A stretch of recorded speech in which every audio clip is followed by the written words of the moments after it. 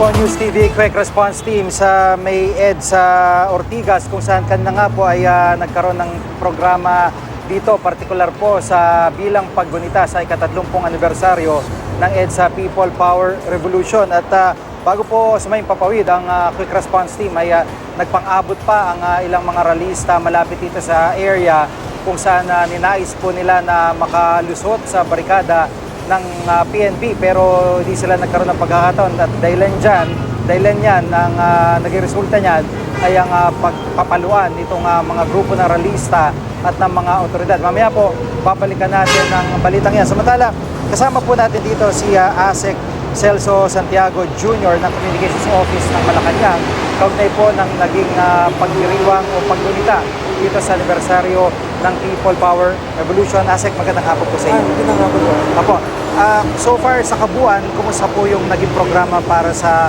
pagdiriwang ngayon? Tuwang-tuwa po kami dahil marami pong pumunta kaninang umaga at marami pong innovations ngayon. Tulad dun sa salubungan reenactment kanina, in business, siyempre wala na si Senator Busakino, si Mr. Bobby Aquino. So, kabataan po yung bida kaninang celebration. Saka natuwa rin po kami through the generosity of the Air Force, nakapag-flyby po tayo sa speed run. Ngayon po nakafocus po lahat ng attention dun sa Camp Aguinaldo Grandstand po kung saan nakatayo Experiential Museum.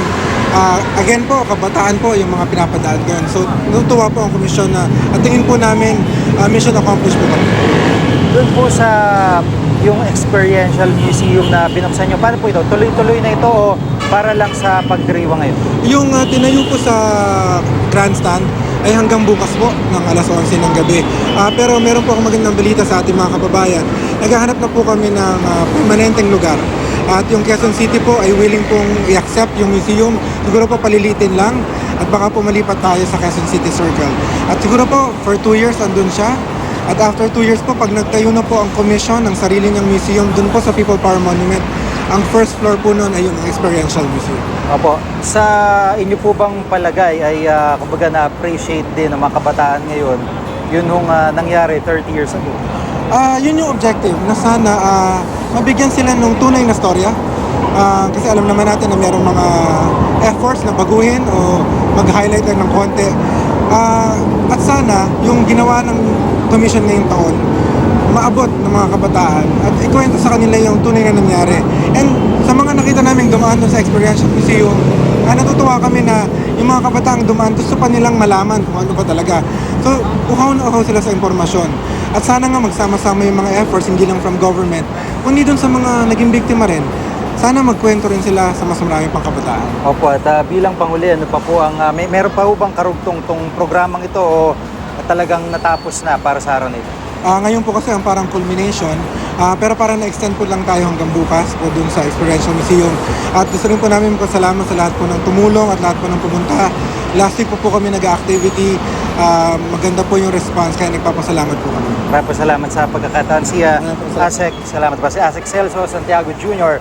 ng Presidential Communications Office. Samantala, kasama din po natin dito si Police Senior Superintendent Edwin De Ocampo at siya po ang nagsilbing ground commander dito po sa may EDSA Shrine. Magandang hapon po sa inyo. Jimmy, magandang hapon po. Apo, kumusta ho naging latag ng security at so far ano po ang assessment nyo? Okay naman po yung latag ng security natin. Malawak po yung area, no? Malawak na sa sakupan natin. So, pero meron nga yung isang rally kanina na naganap, pero at least na-contain naman sa isang lugar. Apo, parang kumpara ho ngayon, parang isang rally lang na malaki ata yung nagtangkap po pa-organisa dito. O, konti lang po yung ngayon, yung mga activities. Apo. Hindi gaya yung ibang mga taon na nakalipas. Apo. At paano po ang sitwasyon ngayon? Relax na ho ba yung mga tropa o todo bantay pa rin yan hanggang kailan po? At todo bantay pa rin yung tropa. Meron pa rin tinatawag na standby force namin dito. Although yung ibang mga units na kinuha namin from QCPD at saka yung armed forces na tumulong sa amin, na sila, back to barracks na rin sila. Apo, sa kabuuan, ano po ang assessment po ninyo? Pero sa kabuuan naman, since activity lahat, generally peaceful naman, except lang yung nangyari kanina. Apo, maraming salamat po sa pagkakataon si Police Senior Superintendent Edwin De Ocampo. Siya po ang nagsilbing ground commander dito po sa may EDSA Shrine.